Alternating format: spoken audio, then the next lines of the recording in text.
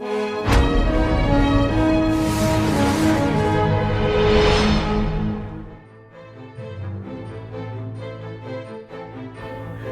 भर में corona virus का कहर जारी है, जिसके बचाव के लिए कई देशों में वैक्सीन पर शोध चल रहा है।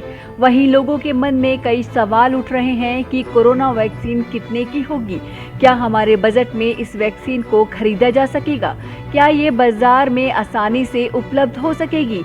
इन सब सवालों के बीच प्रमुख जैव प्रौद्योगिकी कंपनी बायोकॉन ने कोविड की दवा लाने का दावा किया है। कंपनी का कहना है कि वो मध्यम से लेकर गंभीर कोविड-19 रोगियों के उपचार के लिए बायोलॉजिक दवा इटोलिजुमाब पेश करेगी, जिसकी कीमत लगभग 8,000 रुपये प्रति शीशी होगी।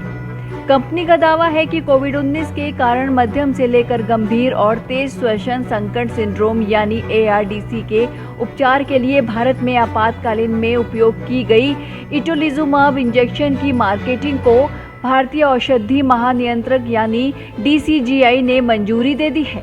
वहीं बायोकॉन के कार्यकारी अध्यक्ष किरण मजदार-शाह का कहना है, जब तक वैक्सीन नहीं आती है तब तक हमें जीवन रक्षक दवाओं की जरूरत होती है।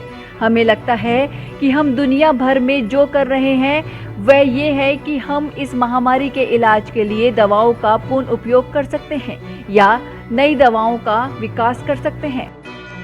उन्होंने ये भी कहा कि भले ही इस साल के अंत तक या अगले साल की शुरुआत में कोई टीका मिल जाए, लेकिन इस बात की कोई गारंटी नहीं है कि दोबारा संक्रमण नहीं होगा। इस बात की भी कोई गारंटी नहीं है कि जिस तरह से हम इसके काम करने की उम्मीद कर रहे हैं, ये उसी तरह से काम करेगा। इसीलिए हमें तैयार रहने की जरूरत है। बता दें, दुनिया के कई देशों में कोरोना वैक्सीन बनाई जा रही है, जिनमें लंदन, अमेरिका, भारत, चीन, जापान के अलावा 13 देश शामिल हैं। कई देशों में तो ह्यूमन ट्रायल भी शुरू हो चुका है। दावा किया जा रहा है कि साल के अंत तक या अगले साल की शुरुआत तक कोरोना वैक्सीन बाजारों में उपलब्ध होगी।